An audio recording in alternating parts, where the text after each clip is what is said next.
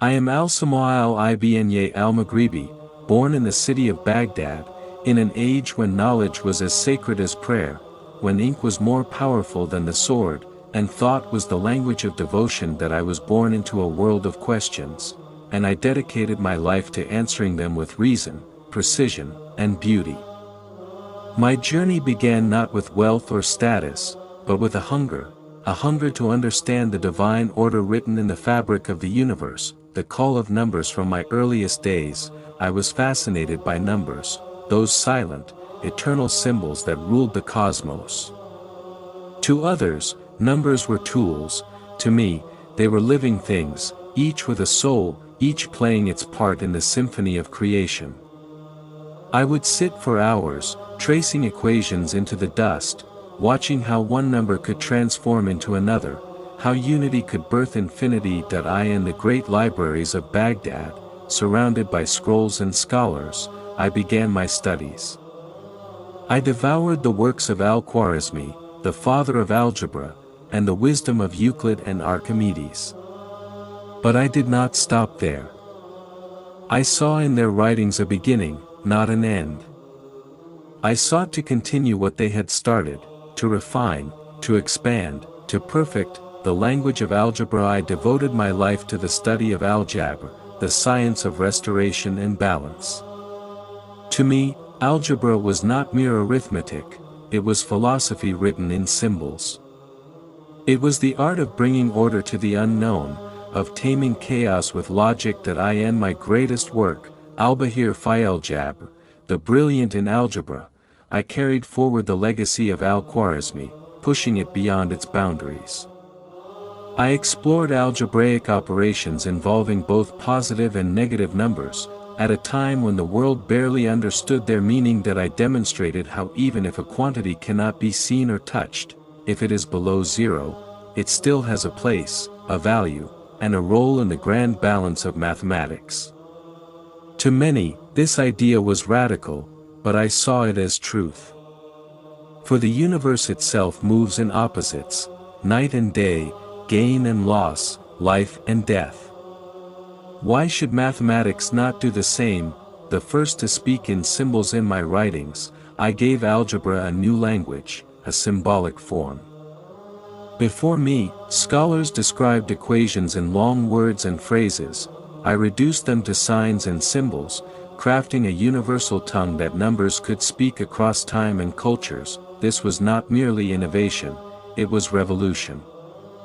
My notation became the bridge between the algebra of the Arabs and the mathematics of the modern world. When later European scholars studied our works, they found in them the seeds of modern algebraic symbolism. I wrote, when you combine the known and the unknown, and balance their opposites, you arrive at truth. These were not just words, they were a philosophy, a way of understanding both mathematics and life, the infinite and the impossible. I also ventured into what others feared, the realm of impossible numbers, what today you might call negative values. I asked, what if a man owes more than he possesses? Mathematically, what does debt mean? Through these thoughts, I introduced the concept of negative numbers into Arabic mathematics, centuries before it became common in Europe. I showed that if numbers can represent wealth, they can also represent loss, and both are part of reality. This was a profound leap, from mere calculation to abstraction, from counting to conceptual thinking, the mirror of the mind, arithmetic and geometry. But algebra was not my only love. I saw in geometry the reflection of algebra, just as form mirrors thought. I sought ways to connect them, to show that every geometric truth could be expressed through equations. Through this, I helped prepare the way for what centuries later would be called analytic geometry, the marriage of shape and number. My work in arithmetic was equally devoted.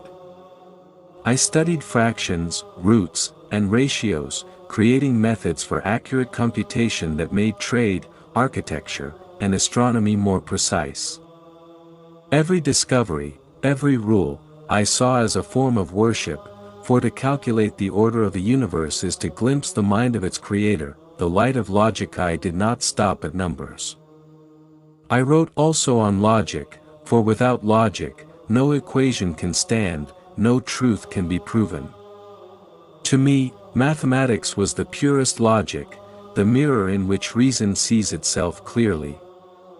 And so, I taught that logic and mathematics were two faces of the same truth. Where one defines, the other demonstrates. Astronomy, numbers of the skimmy curiosity led me upward, to the heavens. I studied the stars, their paths, and their secrets.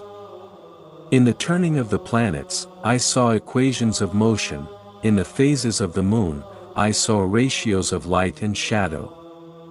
I used mathematical precision to predict their movements, contributing to the science of astronomy that our civilization so loved. To gaze at the stars was to read the handwriting of God.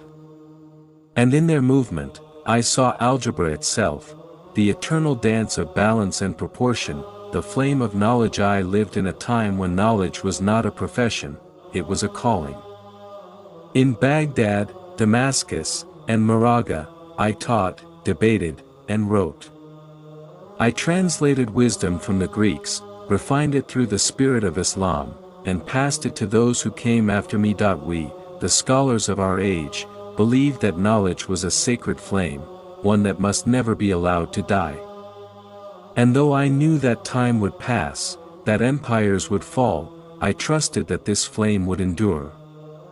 And it has done. My legacy today, when mathematicians write equations with symbols, when they speak of positive and negative, of roots and powers, of balance and proportion, they speak my language, even if they do not know my name, for ideas do not die with their makers. They live on in the thoughts they ignite. That I was Al-Samawal ibn al-Maghribi, mathematician, philosopher, astronomer, and poet of reason. I built bridges between words and symbols, between the seen and the unseen. That I proved that knowledge is a form of faith, for to study the universe is to glorify its creator. When I left this world, I left behind not wealth, not monuments, but ideas. Ideas that carried the light of algebra into the centuries that followed. And so, as you hear my story, remember this: every equation you write, every problem you solve, every pattern you see, is a whisper from the past. It is the echo of minds that refuse to stop asking why. That I was Al-Samawal, the one who gave numbers a voice, and made algebra eternal.